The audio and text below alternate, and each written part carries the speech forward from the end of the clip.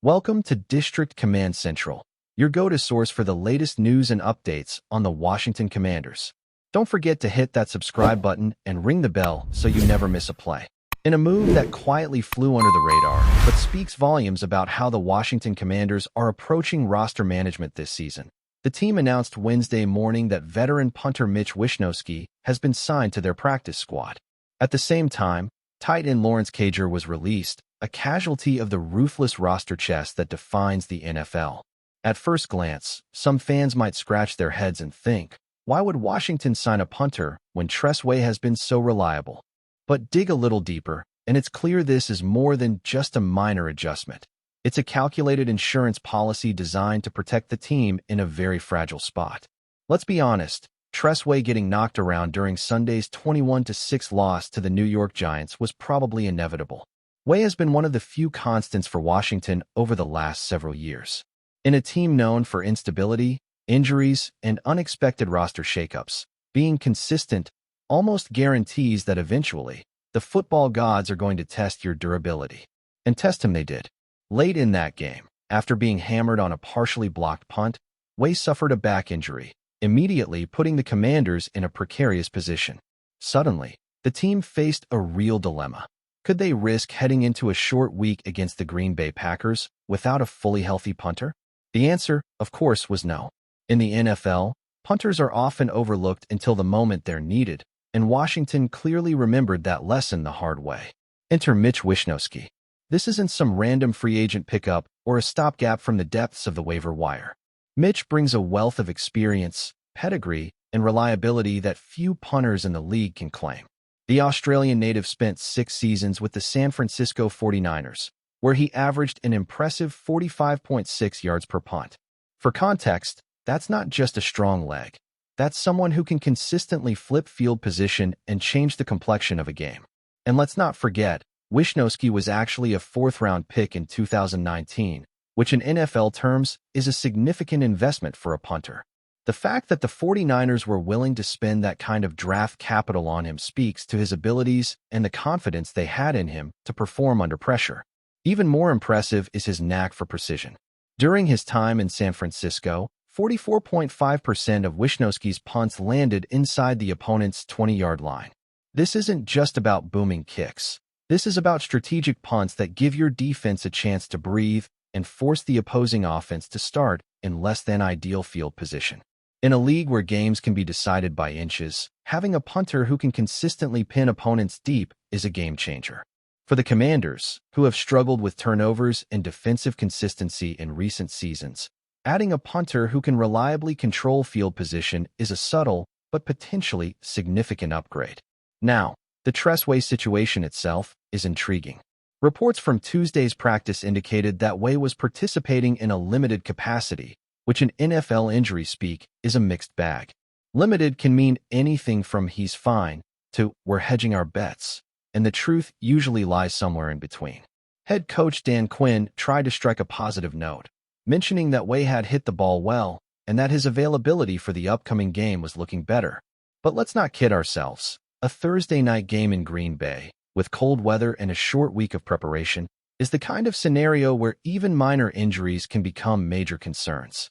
The fact that the Commanders worked out not one, but 2 potential punters on Tuesday, Wishnowski and rookie Eddie Zaplicki, signals that the team is approaching this with caution. They're clearly preparing for the worst while hoping for the best, which is exactly the kind of proactive thinking that has been missing from Washington in previous seasons.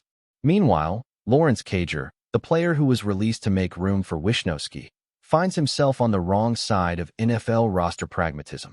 Cager had quietly been grinding on the practice squad, putting in work during the preseason, and compiling 4 catches for 54 yards. Not bad numbers for someone trying to establish a foothold in a league that doesn't offer second chances easily. Yet, in the cruel calculus of NFL roster management, he became expendable the moment a punter became a priority. Cager has been around the league for 4 years, bouncing between the Jets and the Giants, with 19 career catches to his name. With Zach Ertz entrenched as the starter, meaningful playing time was always going to be hard to come by. His release is a stark reminder of how the NFL is a business first and a sport second, and how every decision, no matter how small it seems to fans, carries real consequences for players trying to carve out a career. As for Thursday night, the stage couldn't be bigger for Mitch Wishnowski, should he be called upon. Lambeau Field, national television, a cold September night, and a team that is eager to establish early season momentum.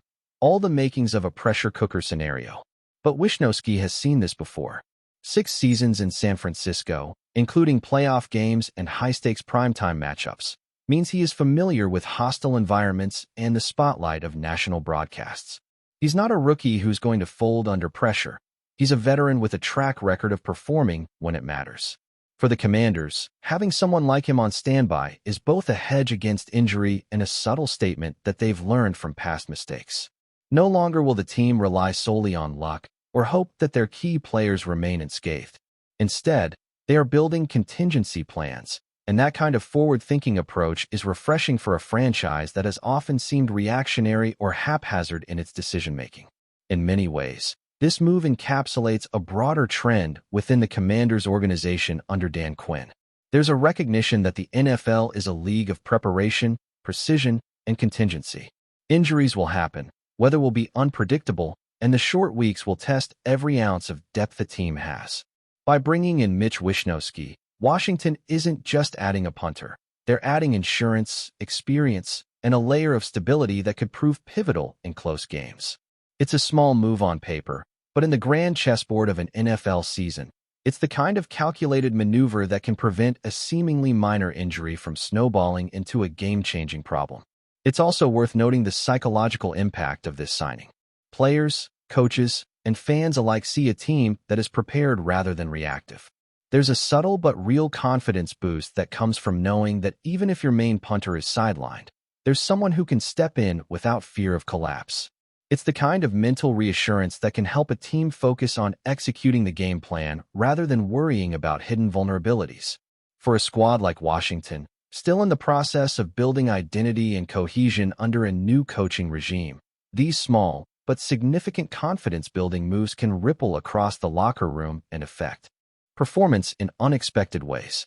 Of course, the story will be defined by execution. If Tress Way can suit up and deliver his usual performance, Mitch Wishnowski may remain a footnote, a quiet reminder that the team is prepared for contingencies.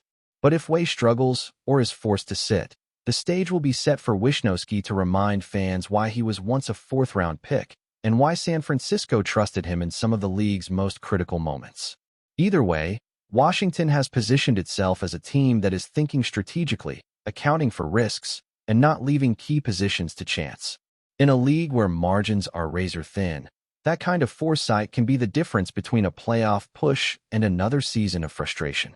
So while the headlines may read simply as Commanders sign punter Mitch Wishnowski, the story beneath the surface is far richer. It's a tale of prudence, preparation, and the subtle art of roster management that separates teams that hope to contend from those that merely survive. It's also a reminder that even in an era dominated by flashy quarterback play, wide receivers, and highlight reel touchdowns, the nuances of punting, field position, and situational depth matter just as much. In the end, Washington's decision is a testament to learning from past missteps, planning for every eventuality, and valuing consistency and experience in positions that rarely get the spotlight but can quietly shape the outcome of games. As fans tune in for Thursday night's showdown in Green Bay, all eyes will naturally focus on the marquee plays, touchdowns, interceptions, and highlight-worthy runs. But somewhere in the back of the mind, there's the knowledge that a steady punter can tilt the hidden battles of the game. Whether it's flipping field position, pinning opponents deep, or simply providing a safety net for the offense, Mitch Wishnowski's arrival signals that the Commanders are no longer willing to leave even the smallest detail to chance. It's a subtle, savvy, and thoroughly modern approach to building a competitive NFL team, one that values preparation as much as talent and prudence as much as flash. In that sense, Washington's latest move may be more significant than it appears, a quiet nod to the long game in a league where the smallest decisions often carry the biggest consequences. If you're enjoying the coverage, make sure to smash that like button and drop a comment with your thoughts on the Commanders' latest moves. We want to hear from you. Rumors are flying through the NFL world this morning after an explosive scene reportedly unfolded in the Washington Commanders' locker room. And if the whispers are true, things are far from calm in the nation's capital. Sources close to the team claim that head coach Dan Quinn reached a boiling point with one of his star players during what was supposed to be a routine practice session. And what started as a typical day of drills quickly turned into a full-blown confrontation that has everyone talking. According to insiders, the incident wasn't just heated. It was explosive enough that Quinn allegedly told the player in no uncertain terms, "You don't play for me anymore." The statement alone has set social media ablaze, with fans, analysts, and rival teams all trying to parse exactly what went down and what it could mean for the Commanders' season moving forward. While the team has yet to release an official statement, sources describe the atmosphere inside the locker room as tense, chaotic, and at times almost unrecognizable compared to the usual camaraderie you would expect from a professional football team. The timing of this alleged outburst is particularly notable because the Commanders are navigating a tricky stretch in their season, where every win and loss is magnified, and locker room unity is more critical than ever. Dan Quinn, known for his fiery personality and his no-nonsense approach to coaching, has had his share of confrontations in the past, but this latest incident seems to have struck a chord, not just internally, but across the league. Rumors are swirling that the disagreement was sparked during a high-pressure drill where the player in question allegedly failed to follow a play exactly as instructed. While most coaches might have given a stern sideline warning, insiders claim Quinn's reaction went far beyond that, escalating into a shouting match that reportedly involved not only the player, but several teammates who attempted to mediate the situation. Those familiar with the scene say that the confrontation lasted several minutes, leaving a palpable tension that lingered long after practice ended. Adding fuel to the fire, word on the street is that this isn't the first time Quinn has clashed with this particular player. Sources suggest a history of friction between the two, dating back to the previous season, when disagreements over play execution and effort were reportedly smoldering just below the surface. While both parties have maintained a professional front in public, insiders say the locker room has long been aware of an underlying tension that, many feared, could eventually erupt. And according to those whispers, that day has now arrived. The phrase, "You don't play for me anymore," isn't just a casual reprimand. It's being interpreted by league insiders as a near declaration that the player could be on the trading block or even suspended, depending on how the situation evolves. Analysts are already speculating on the ripple effects. How will this impact team chemistry? Will the Commanders pivot in strategy to accommodate Quinn's hardline stance? Could this be the beginning of a mid-season shakeup that changes the trajectory of their playoff hopes? Social media, of course, has been quick to explode with opinions, memes, and speculative takes, and the rumor mill is running wild. Some fans are defending the coach, pointing to his record and arguing that accountability is essential in a high-stakes environment like the NFL.